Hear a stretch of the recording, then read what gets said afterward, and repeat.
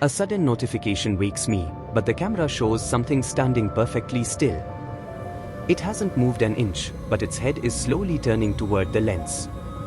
Its smile widens too far, stretching until its skin begins to tear open. It steps closer, each move jerky, like it's skipping frames in real time.